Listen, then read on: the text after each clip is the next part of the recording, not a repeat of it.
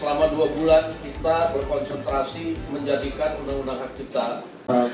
Pernyataan dari ketua dari WAMI, LMK WAMI menyampaikan bahwa walaupun Ari Lasso sudah mencabut haknya, tetap akan dipungut royaltinya.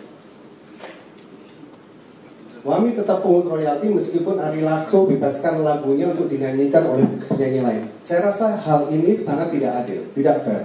Ketika seorang pencipta lagu dia mencabut kuasanya tapi tetap dipungut. Nah, pungutan itu nanti akan diberikan kepada siapa, itu pertanyaannya. Lalu kembali kepada SK Kemenkumham tahun 2016, itu disebutkan bahwa royalti akan dipungut 2% dari tiket penjualan yang dilaksanakan pada saat konser setelah konser. Sehingga artinya apa? Pencipta lagu ikut menanggung resiko bersama dengan penyelenggara. Walaupun kalau menurut kami, walaupun persentasenya dinaikkan 5%, 10%, kalau itu tetap diambil atau dipungut setelah konser, tidak akan merubah apa-apa. Yang dilakukan menurut benchmark yang ada di luar negeri, semua dilakukan sebelum pengguna atau pelaku pertunjukan naik di atas panggung. Sama seperti yang dilakukan ketika seorang artis atau penyanyi akan naik panggung, harus sudah beres dulu. Fee-nya harus beres dulu dari DP, dari pemenuhan itu sebelum naik panggung harus sudah beres, termasuk dengan riders-ridersnya. Kenapa itu tidak bisa dilakukan dengan pencipta lagu? Lisensi harus diberikan sebelum naik ke atas panggung.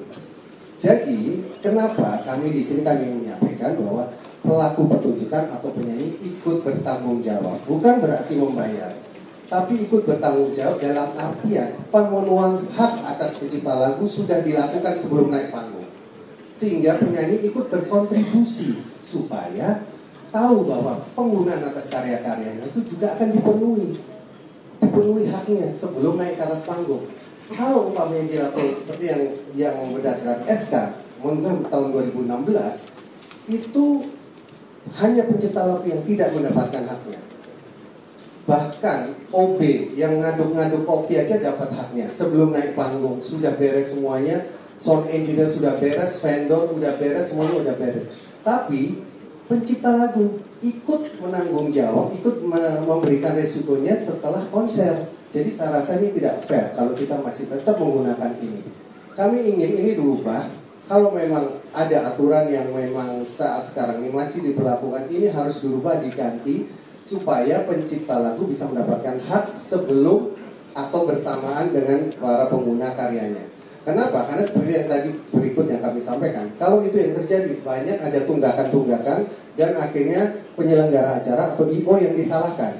Sebenarnya kami ketika konsep ini kami sampaikan kepada penyelenggara acara, mereka pada setuju. Karena apa? Karena mereka sudah membereskan kewajiban mereka pada pencipta lagu dan membuat mereka jadi ada satu margin yang akan bisa diajukan kepada sponsor. Dalam artian begini, contohnya, seorang penyelenggara ketika dia akan mengusung acara, dia akan mengajukan RAB kepada sponsor. Ada vendor, ada gedung, ada izin segala macam, termasuk riders artisnya, termasuk riders untuk kebutuhan artis seperti hotel, kendaraan, dan juga termasuk fee artisnya. Kalau itu ditambahkan dengan lisensi sebelum acara, itu akan memudahkan buat penyelenggara. Penyelenggara merasa bahwa itu akan menambah margin buat mereka. Kami suka mas kalau ide seperti ini bisa dijalankan. Kenapa kami ditentang ketika kami menyampaikan ini? Kami ingin supaya semua bisa mendapatkan ini, para pencipta mendapatkan haknya dan jelas, dan tidak menggunakan blanket license. Kenapa? Karena ini sudah zaman teknologi, sudah zaman udah digital, semua bisa didata. Tapi kenapa cara pengumpulannya masih memakai extended collecting license yang menggunakan blanket juga, yang akhirnya ujung-ujungnya adalah ketika pengumpulan royalti setelah konser hanya adanya adalah mengira-mengira saja, tidak memasukkan data atau log sheet yang benar karya-karya apa yang digunakan. Kalau ini digunakan sebelum acara, itu akan lebih beres, data saat ada dan semua akan bisa menikmati hasilnya. Saya rasa yang akan kami tekankan dari aksi itu sebenarnya tidak jauh sekali dengan apa yang ada gonjang-ganjing yang di luar ini. Sebenarnya kami sudah mengupayakan ini, sudah memperjuangkan ini 3 tahun yang lalu. Tapi karena akhirnya isu ini media juga ikut bertanggung jawab untuk membuat ini jadi ramai. Akhirnya isu royalti melebar kemana-mana. Restoran, hotel dan kafe dimintain untuk bayar royalti, bahkan sampai kemarin bahkan Indonesia Raya pun mau ditagih royalti. Gila ini sebenarnya. Jadi yang saya lagi rasa siapa Mas Bio? Kenapa? Yang lagi siapa? Ini ada beritanya Pak. LMKN mainkan lagu Indonesia Raya wajib bayar royalti. Padahal di dalam pasal 43 Undang-Undang Hak Cipta di situ ada pembatasan hak cipta. Lagu kebangsaan tidak dipungut royalti. Oke, makasih Mas Bio. Cukup ya. Nah, oleh karena itu kesimpulan rapat pada hari ini saya menawarkan yang pertama itu untuk selama 2 bulan kita berkonsentrasi menjadikan Undang-Undang Hak Cipta. Saya minta kepada teman-teman yang tadi sudah berkontribusi untuk memberikan saran, pendapat, aspirasi untuk sama-sama masuk dalam tim rumus. Saya ada ngobrol-ngobrol dengan beberapa teman tempo hari bagaimana nanti pencipta, pemegang hak cipta itu hanya punya misalnya satu organisasi, kemudian saling urus urusan pencipta dan pemegang hak cipta. Bagaimana kemudian misalnya penyanyi, pemain band itu artis punya satu organisasi aja, kemudian sama-sama ngurus. Bagaimana sih itu loh, jangan sampai kayak sekarang ini terlalu banyak yang lembaga mungut-mungut, bingung jadinya. Nah jadi tapi itu baru ide, tapi itu akan dirumuskan nanti ke dalam tim rumus yang akan segera dibentuk. Tadi ada beberapa organisasi yang sudah tercatat untuk ikut, dan target kita dalam waktu 2 bulan undang-undang ini harus segera rampung karena masukan juga sudah cukup banyak. Dan tadi mudah-mudahan yang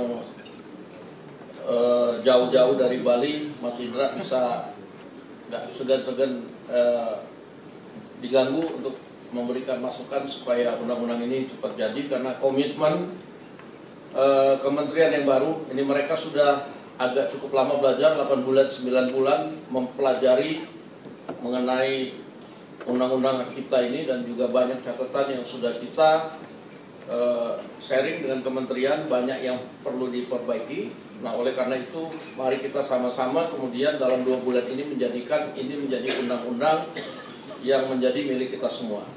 Nah untuk itu saya menawarkan juga bahwa dalam tempo 2 bulan itu LMKN agar menarik semua delegasi penarikan, agar terkonsentrasi di LMKN supaya yang lain-lain berkonsentrasi untuk membahas undang-undang. Dan tadi kalau perlu itu yang namanya audit dilakukan supaya ke depan transparansi itu bisa terjadi, sehingga penyanyi, pencipta lagu itu bisa mendapat hak dan manfaatnya dengan benar. Setuju nggak? Setuju? Setuju. Nah, supaya dalam 2 bulan ini juga kegaduhan di dunia royalti ini juga bisa agak adem gitu. Jangan sampai kemudian rakyat udah nggak bisa dengar musik lagi. Kita mau nyanyi juga takut salah, walaupun suara jelek kadang-kadang kan nyanyi takut salah kena royalti lagi nanti. Nah jadi kesimpulannya itu mudah-mudahan apa yang kita lakukan pada hari ini diridhoi, dan dalam waktu yang sesingkat-singkatnya teman-teman di Badan Legislasi maupun Komisi 13 Kementerian Hukum, teman-teman dari Aksivisi dan LMKN serta LMK bisa membentuk segera tim rumus untuk merumuskan hal-hal yang dianggap perlu dan bisa sesegera mungkin dituangkan untuk menjadi undang-undang hak cipta. Dan tambahan, saya dalam 1-2 minggu terakhir juga sudah kerap koordinasi dengan pihak kepolisian negara Republik Indonesia dalam rangka pemberian izin untuk konser misalnya. Mereka bersedia, kemudian nanti pemberian izin konser itu juga harus sudah melalui pelunasan dari IO terkait hak cipta. Jadi itu akan dikasih izin pertunjukan kalau belum memberikan tanda bahwa dia sudah membayar lunas royalti lagu-lagu yang akan dibawakan, karena sesungguhnya benar bahwa itu merupakan komponen dari biaya. bahwa artisnya sekian ya lagunya sekian, nah ini komponen biayanya, tukang make upnya sekian, ini sekian, nah ini ya itu yang kemudian nanti dikasih kepada sponsor, termasuk apa komponen penjualan tiket, kan begitu kira-kira. Nah sehingga ya mari kita atur semua dalam undang-undang ini. Semoga pertemuan pada hari ini bisa menghasilkan dan menyuguhkan semua. Dan pertemuan pada hari ini saya tutup dengan mengucapkan alhamdulillahirabbil alamin. Wassalamualaikum warahmatullahi wabarakatuh.